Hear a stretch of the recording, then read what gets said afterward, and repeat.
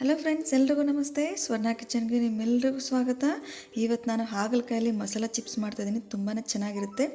ಲೈಟಾಗಿ ಕಹಿ ಇದ್ದೇ ಇರುತ್ತೆ, ಹಾಗಲಕಾಯಿ ಅಲ್ವಾ. ಹಾಗಾಗಿ ಯಾವಾಗಲೂ ಈಗ ಹಾಗಲಕಾಯಿ ಗೊಜ್ಜು, ಹಾಗಲಕಾಯಿ ಸಾಂಬಾರು, ಹಾಗಲಕಾಯಿ ಪಲ್ಯ ಆ ರೀತಿ ಮಾಡ್ಕೊಂಡು ತಿಂದು ಬೋರ್ ಆಗಿರೋ ಟೈಮಲ್ಲಿ ಈ ರೀತಿ ಒಂದ್ಸರಿ ಮಸಾಲ ಚಿಪ್ಸ್ನ ಟ್ರೈ ಮಾಡಿ. ತುಂಬಾ ಚೆನ್ನಾಗಿರುತ್ತೆ, ಹೆಲ್ತ್ಗೂ ಸಹ ತುಂಬ ಒಳ್ಳೆಯದು. ಶುಗರ್ ಪೇಷಂಟ್ಗಂತೂ ಇದು ರಾಮಬಾಣ ಅಂತ ಹೇಳ್ಬೋದು.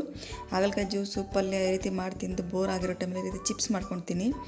ಏನು ಶುಗರ್ ಪೇಷಂಟ್ಸ್ ಇರ್ತಾರಲ್ಲ ಅವರು ನೋಡಿ, ಈ ರೀತಿ ನಾನೆಲ್ಲ ಹಾಗಲಕಾಯಿನ ನೀಟಾಗಿ ಕಟ್ ಮಾಡ್ಕೊಂಡು ಒಳಗಡೆ ವೈಟ್ ಇದೆಯಲ್ಲ ಅದನ್ನು ಸಹ ರಿಮೂವ್ ಮಾಡ್ಕೊಳ್ತೀನಿ. ರಿಮೂವ್ ಮಾಡ್ಕೊಂಡು ನಂತರ ಸ್ವಲ್ಪ ಕಹಿ ಕಡಿಮೆ ಆಗಲಿ ಅಂತ ಹೇಳ್ಬಿಟ್ಟು ನಾನು ಇಲ್ಲಿ ನೀರಲ್ಲಿ ಒಂದು ಪಾತ್ರದಲ್ಲಿ ನೀರು ತಗೊಂಡು ಈ ನೀರಿಗೆ ಒಂದು ಸ್ವಲ್ಪ ಉಪ್ಪು ಹಾಕ್ಕೊಳ್ತೀನಿ. ಉಪ್ಪು ಹಾಕಿ ಒಂದು 5 ರಿಂದ 10 ನಿಮಿಷ ಹಾಗೆ ನಾವು ನೆನೆಯೋದಕ್ಕೆ ಬಿಡೋಣ. ಆಗೇನಾಗುತ್ತೆ, ಈ ಕಹಿ ಇರುತ್ತಲ್ವ, ಈ ಕಹಿ ಎಲ್ಲ ಸ್ವಲ್ಪ ಕಡಿಮೆ ಆಗುತ್ತೆ. ಅದಕ್ಕೋಸ್ಕರ ಇಲ್ಲ ಕಹಿ ತಿಂತೀನಿ ಅನ್ನೋರು ಹಾಗೆ ಡೈರೆಕ್ಟ್ ಮಾಡ್ಕೋಬೋದು. ನಾನು ಸ್ವಲ್ಪ ಕಹಿನ ತೆಗಿತಾಯಿದ್ದೀನಿ.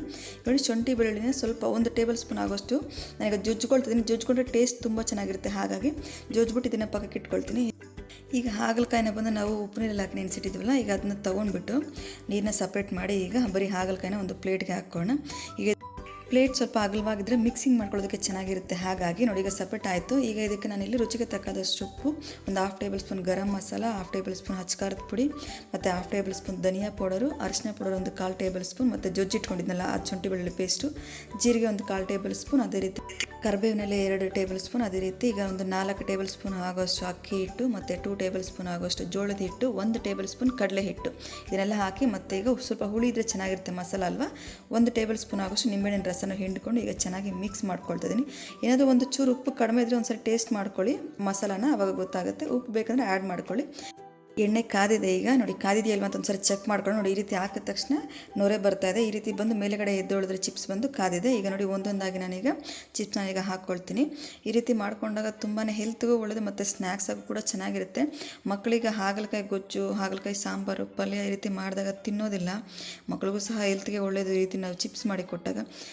ಇಲ್ಲಿ ನೀವು ಬೇಕಂದರೆ ಮಿಕ್ಸಿಂಗ್ ಟೈಮಲ್ಲಿ ಅಕ್ಕಿ ಹಿಟ್ಟು ಬೇಕಾದ್ರೆ ಇನ್ನೂ 1 ಅಥವಾ 2 ಟೇಬಲ್ ಸ್ಪೂನ್ ಜಾಸ್ತಿನೇ ಹಾಕ್ಕೊಳ್ಳಿ. ಆಗೇನಾಗುತ್ತೆ, ಕ್ರಿಸ್ಪಿಯಾಗಿ ಬರುತ್ತೆ, ತುಂಬ ಚೆನ್ನಾಗಿರುತ್ತೆ. ಏನು ಸಾಫ್ಟ್ ಆಗೋದಿಲ್ಲ, ತುಂಬ ಕ್ರಿಸ್ಪಿಯಾಗಿ ಬರುತ್ತೆ. ನೋಡಿ ಎಷ್ಟು ಚೆನ್ನಾಗಿ ಈಗ ನಾನು ಹಾಕಿದ ತಕ್ಷಣ ಹಾಗೆ ಎದ್ದೊಳ್ತಾ ಇದೆ. ನೋಡಿ, ಈಗ ಆಲ್ಮೋಸ್ಟ್ ಈಗ ಏನು ಬಬಲ್ಸ್ ಬರ್ತದೆ ಅದೆಲ್ಲ ನಿಂತೋಗಿದೆ. ಈಗ ನಾವು ಇದನ್ನು ಪ್ಲೇಟ್ಗೆ ಹಾಕ್ಕೋಬೋದು. ನೋಡಿ, ಈಗ ಫಸ್ಟ್ ಟೈಮ್ ಹಾಕಿದ್ದು ಅದು ರೆಡಿ ಆಯಿತು. ಈಗ ಮತ್ತೆ ಇನ್ನೇನು ಉಳಿದಿದೆ, ಈಗ ಮಸಾಲ ಎಲ್ಲ ನಾವು ಮಿಕ್ಸ್ ಮಾಡಿ ಇಟ್ಟಿರೋದು ಹಾಗಲಕಾಯ್ದು, ಅದನ್ನು ಸಹ ಹಾಕಿ ನಾನೀಗ ತೊಗೊಳ್ತಾ ಇದ್ದೀನಿ. ಈ ರೀತಿ ಟ್ರೈ ಮಾಡಿ ನೋಡಿ, ತುಂಬಾ ಚೆನ್ನಾಗಿರುತ್ತೆ. ಟೇಸ್ಟ್ ಅಂತೂ ನನಗೆ ಇಷ್ಟ ಆಯಿತು. ಲೈಟಾಗಿ ಕಹಿ ಇದ್ದೇ ಇರುತ್ತೆ.